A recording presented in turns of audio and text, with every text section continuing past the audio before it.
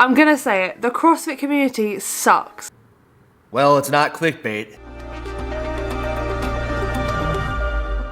Yo, I know what you're thinking. Andrew, cut it out with the Sporty Beth. We've had enough of the Sporty Beth. Oh, well. And I'm going to tell you that when she puts up something on CrossFit where there's something as good as that intro piece where she's saying that the community sucks, I just can't help myself. I also know what else you're thinking. This is just going to be a freaking 10 to 50 minute video of Andrew just coming after Sporty Beth the whole time.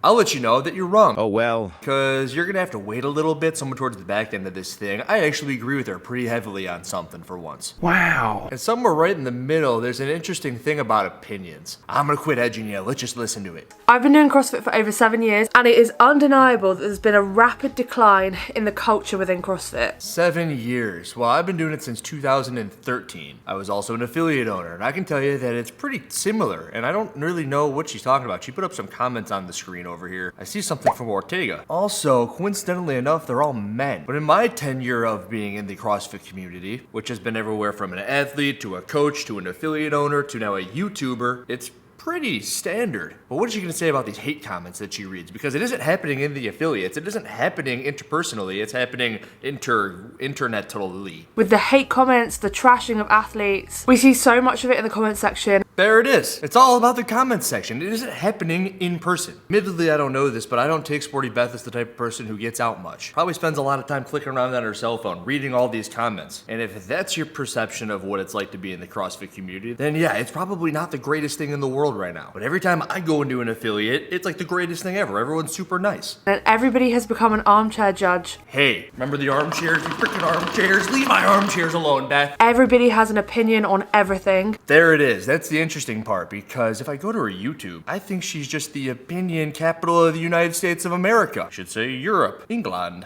This one's titled The CrossFit Community Sucks. 90% of people fail their fitness journey. Here's why. Sounds like an opinion to me, don't it? 75 is unhealthy. Don't do it. You have an entire YouTube channel dedicated to opinions. Very much like, someone else that I know. So aren't you kind of saying that you yourself are the problem if it is that you believe this thing about opinions? I think quite a lot of it is the rapid decline in content that was put out by CrossFit. Back in my day, they had the road to the games, they had stories of different athletes that you would follow along with. There was a lot more super positive content being pumped out by CrossFit, and lots of these narratives that painted the athletes in a really nice light. They told stories and they helped us get to know the athletes better. But then when CrossFit sacked its entire media team, that style of content ultimately vanished. And this has seen a rise in content that paints athletes in a bad light. What's crazy about this relative to the last point is that she said that all of these opinions out there are negative. You are wrong! You are wrong! Everyone's sharing their opinion because they can do it. And one of Sporty Beth's opinions is that the most toxic man in CrossFit is the person who curated those freaking videos that you used to think were so positive in the CrossFit space. Just imagine this, Sevon's sitting up on his hill and he's got 100 people and he goes, okay, you go do a video here, you go do a video here. And the craziest thing is, isn't he the one who directed someone to go make a video with you, Beth, back when you were a big old CrossFitter? This is actually something that we do agree upon. Those sorts of stories were very impactful, incredibly well done, and they're definitely missing. Maybe people are just angry that they don't have anything to watch anymore, and they gotta watch your opinions, or my opinions. It's now commonplace to hear negative things about all of the athletes within the space because they get views, they get clicks, as it does in every part of social media right now.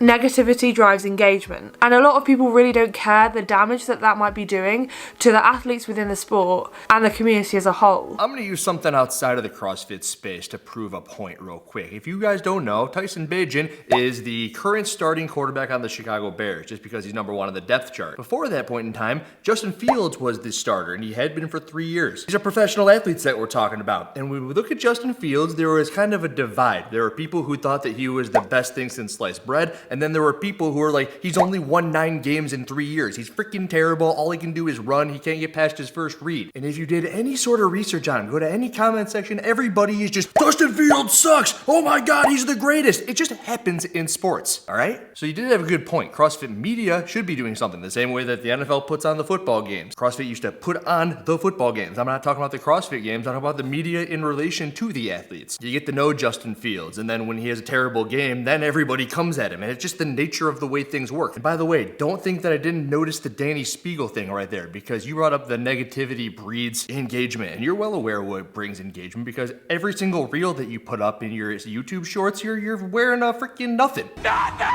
That drives engagement. People click on it, you get a bunch of comments on it, and Danny Spiegel does the same thing. And when I title this video, Sporty Beth Hates CrossFit, it's gonna get more engagement than if I said reacting to the most recent Sporty Beth video, which is what I'm doing. Something I feel, and some of my audience have also speculated, is that a pocket of this does seem to come from a certain area of the world. We know there are parts of the world where this kind of culture thrives. There you have it, Sporty Beth hates the United States. Certain area of the world. Take away her passport. Get rid of it. She can't come here. She hates it. And this commenter put it really well by saying, "My gym is a great community with supportive people. However, online, the overall CrossFit community is misogynistic, racist, transphobic, and exclusionary." I want to know what it means to be transphobic. Is it at all similar to what I think it means to be misogynistic? Which tell me if I'm wrong here, it means demeaning to women. Alexis watches all of my videos, and if there was anything that I ever said that was ever demeaning to a woman, I'd probably just be sleeping in the garage. Funny story, rewind about 6-7 years ago. At this point, Alexis and I were dating, and we were going to her apartment, and she was walking the dog because you had to walk the dog, bring him out on a leash so we could go to the bathroom. And there was this hallway that she got to walk down in order to get to the elevator to go up to her apartment. And I hid around a corner. I was gonna sneak up, surprise her. I was trying to be cute. So she walks down the hallway. She's going to leave. I tiptoe behind her, and then I speed up, and I was gonna go boo. And by the time I get up to her and I go boo, she's turned around. She just like haymakers me in the neck. I go down to the floor. And that gave me a little bit of a concussion. I went right to sleep, which I know you're not supposed to do because you're not going to wake up from that thing. But the moral of the story is I'm not going to say anything that's demeaning to women because I don't want to get punched in the neck by Alexis because she can freaking knock me out. I guess to bring it back to what Sporty Beth had just said, I need to know what it means to be transphobic and misogynistic, because if they're talking about stuff like what I do, I just don't get it. This person says, CrossFit men suck so much. It's always the men with these comments, wish they'd shut up. And I totally agree with her there. As in, what does it mean to be woman-misogynistic? Misogynistic? When you hate men? You just said men suck. Men suck so much. And I totally agree with her there. What? Imagine I had just told you the story about the haymaker to the neck, but the tables are turned.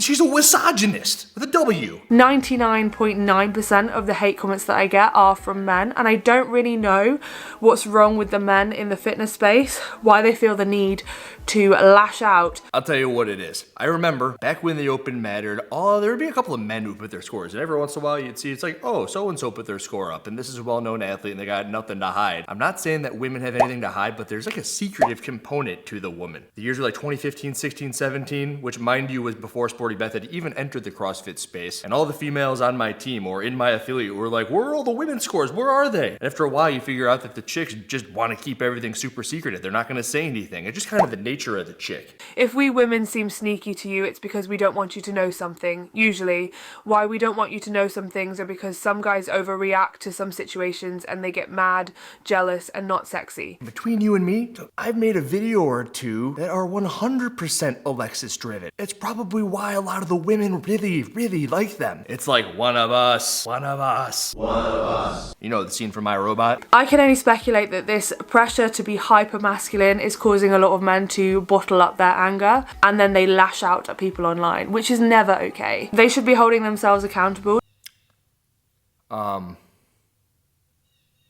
You just said accountable, right? There's also some issues within gyms, and I think it's important that coaches and box owners listen to this so they can start to mitigate some of this behaviour. And this isn't new, a lot of this has been around for quite a long time, but I think it might be getting worse. Especially within the area of the fitness space I sit, I mostly work with beginners and intermediates and people that have like dipped their toe in CrossFit or want to dip their toe in CrossFit.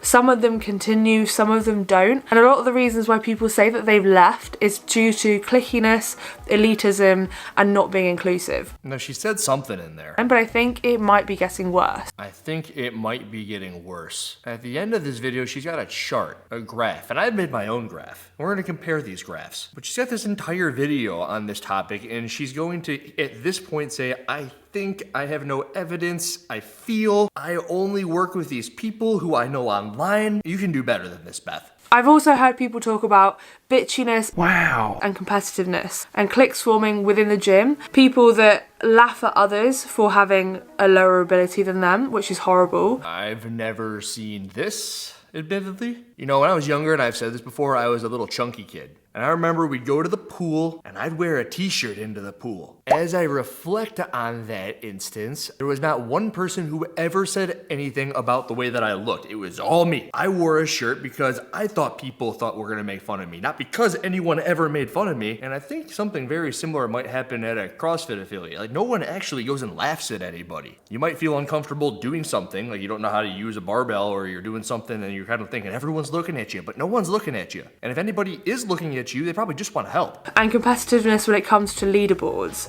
Now, in the gym that I currently go to, we don't have leaderboards, we don't track results on online platforms, but I know in other gyms that they do. Put up a Twitter post. I wanted to know what your goals were in training. I think when you remove the leaderboard, and I made a video on this as well, you're no longer doing CrossFit. You don't got a leaderboard, you're not doing CrossFit. You're not tracking, you're not trying to get better at anything. You're not racing against the clock. If you don't track and you have no freaking clock, you're not a CrossFitter. This whole video is on CrossFit. The CrossFit community sucks. You don't even go to a CrossFit gym. You don't got a freaking clock, there's no leaderboard. What? I love my gym, but when I've been to some others as a spectator for comps, it's been a bit toxic. I can relate to that. The amount of times people would say horrible things about me and other people that went to the gym when I went to competitions. I would hear them talking behind my back. Sometimes they'd come up and be like confrontational. The CrossFit community down here is quite close-knit, and people would just get pissed off at other gyms for some reason. Like, the gym that I went to at the time wasn't very well liked. You ever wonder why? Maybe it's just the nature of sports. You're competing against people, and people trash talk in competition, like the example from earlier, Justin Fields. The Bears and the Packers, why do they dislike each other? Why do Bears and Packers fans dislike each other in the same division? It's just part of sport. You're competing in a sport. And these go all the way back to like gladiators fighting in arenas and stuff. Is this not why you were here? Everyone's got their favorite. 3 minutes ago, you were talking about being accountable, but at the very core of the human, there's supposed to be a little competitive divisiveness between people. Otherwise, it's just freaking rainbow ribbons for everybody. You get one, you got 10th place, okay, 10th place trophy, yeah. Ambivalent, it doesn't feel as welcoming as it did 10 years ago. I moved boxes, but it's the same there. See, this is what I believe as well. Something has definitely changed, and I think it is driven by some of the online CrossFit community and people having these horrible discussions about athletes in the comments saying nasty things. She brings up the CrossFit community again, but she also didn't say anything. See, this random commenter said that things have changed, so clearly things have changed. Is that what you think? Peer reviewed. The armchair judges. What did you say about my armchair? The CrossFit media. Media? That's me too. All of that is playing a part, but there's definitely a decline in how inclusive the community feels, and I definitely don't like it anymore. That laugh made me super uncomfortable. I don't like it anymore. I don't like it anymore. The community in other sports is much more friendly. Which sports? Because I just named the Bears and the Packers, and how about like the Yankees and the Red Sox in baseball? Aren't there like gang wars in relation to the World Cup at soccer or something like that, where they're just shooting each other in the streets? I'm gonna go on a limb here, and I'm gonna say that CrossFit is about as friendly as it gets. And arguably, CrossFit tries to sell the sport based off the community feel that you get. That's like one of its top selling points. And this is where the whole thing goes wrong, because you agree with this concept, and this concept is so freaking wrong. Not if you ask CrossFit, new CrossFit media, it's all about the community. Come for the community, stay for the community, it cures loneliness. This is why everything's all wrong, because for freaking 10, 15, 20 years, people were like, yes, fitness! We are the fittest people on earth! We're better than everybody! And now CrossFit comes on and they're like, yeah, it's all about the community. You're gonna come, you're gonna stay, it's all about the community. And then they throw your head through the wall, people do Murph every day for 5 years. They're like, yeah, I like it when people do Murph with me, but I came here to do Murph. I'm kind of proud that I can do Murph every day for 5 years. I appreciate the company, but I'd still be doing Murph every day. This might be the biggest issue right here. There's a mixed messaging. We need to stop supporting and fueling and feeding into this negativity, and we also need to tackle it at a box level. Doesn't sound very inclusive now, does it, Beth? We have to stop. We have to stop this. Stop it right now. And there's one other issue I've seen within the CrossFit Open is that a lot of people think that the Open isn't inclusive because they can't finish the workout when it's got like chest to bar muscle ups or pull ups in it. And I think CrossFit aren't doing the best job right now at explaining, as they did when I joined, that those workouts are not meant to be completed. They are opportunities to get your first muscle up, chest to bar, pull up. Bingo. I told you that there was going to be a point where we heavily agreed on something, and this is it. If 24.1 was 100 burpees into 50 muscle ups, and everyone's looking at it and thinking, I can't do a muscle up, this workout sucks. It doesn't matter what you think. Well, then all of a sudden it's 100 burpees for time, and everybody can do that. You know what that is? Or if you put a 10-minute time cap on it, everybody can make their way through the burpees to a point, and then that would be your ranking on the leaderboard. That would be a great open workout, I think. I kind of like it, but I'm biased. I like muscle ups. Like David Hippensteel. They've given us muscle ups. They've not given us the opportunity to do more than like 2 muscle ups at a time, maybe. And I love them. And I knew my knees have been bothering me. But anyway, CrossFit now has all of these scaling options. It's like scaled and foundations and like, here, go do these overhead squats with a stick. We still have the stick in here because Alexis did it with a freaking stick. Where's the stick? We literally brought a stick in here so that Alexis could do her thrusters with a freaking stick. Yeah, so this is Alexis's stick. And CrossFit is putting an emphasis on doing workouts with a stick before they are on making people understand how you're supposed to do the freaking workouts. I get messages from so many scaled athletes or athletes that are trying out the RX division feeling like it's uninclusive because they can't finish the workout or they can't do the movement, they can't do the muscle ups. And CrossFit seem to have stopped explaining that it's okay if you just get one, like, and then getting one will get you a little bit up on the leaderboard, and that's the game that we're playing. It's too good. Home run, Beth. Home run. Nice job. And then I did a poll, and quite a lot of my audience answered this, and on the whole, the experience is positive or somewhere in between positive and negative. So only 10% of people click negative, but 53% did tick somewhere in the middle, so they don't feel wholly positive. But 37% did say positive. So we've definitely got a lot of good experiences, but there's a hell of a lot of work to be done. Huh? Did you see your own chart? You made a whole video saying the CrossFit community sucks? I'm guessing, and I put up my own poll. I told you I made my own poll. I gotta put the stick down. All right, I'm gonna pull up my poll now. It hasn't been up all that long. All right, this is my poll, where Beth's was 37% positive, mine's 41% positive, where somewhere in the middle for her was 53%, mine's 52%. You know what that means? You know what that is? It means that negative for me is 7%, and I'm Andrew Hiller, the most negative person on the internet. And in my poll, people are at 7%. In her poll, they're at 10%. Wait, that might actually make some sense. I'm assuming some of her people probably have a misconception of the way that I present some stuff about Beth, probably thinking that this entire video is negative. You are wrong. But if you're gonna make a video about CrossFit, Beth, then you better be ready for this one. Like, I feel like the girl out of Mean Girls, like, Just the rainbows and smiles, and we'd all need to be happy. She doesn't even go here. She said she feels like that chick, the doesn't even go here chick, which is crazy because she didn't even sign up for the 2024 Open. I know, she's pregnant and whatever, but I don't know, didn't Annie Thorsdottir do the Open? Tia Toomey, didn't she do the Open? CrossFit affiliate doesn't have a clock or a leaderboard. It doesn't have a leaderboard. I made up the clock thing. I bet they don't have a clock either though. But we know they don't have a leaderboard because she said it. You didn't sign up for the Open. I made an entire video saying that you don't do CrossFit. You used to do CrossFit, now you don't. You blame it on CrossFit because you gained a bunch of weight and ruins your mental health and all that. And in the middle of this video, you tell everybody that the people like me, the yelling, over-masculine, over-compensating people on the internet need to take a personal responsibility. And I'm just like, huh, you don't even go here. That's all I gotta say about that. And Hiller, out. Leo, come here. Come here, you want the stick? You wanna see the stick? Come here. Want the stick? Let me do the stick. You want the stick? Yeah, good boy. Come here, bring the stick. Come on, yeah, you got the stick. Yeah, good boy. Come on, bring the stick. This is Mom's stick. This is Mom's stick. Oh, you're getting stick all over the garage. Just clean the garage. You're a good boy. Oh no! Oh no! You broke Mom's stick. Mom's gonna be pissed. Please smash that like button. No one touches there now. Yesterday, you said tomorrow. So just do it! Make your dreams come true! Just do it! Some people dream of success while you're gonna wake up and work hard at it. Nothing is impossible. No, what are you waiting for?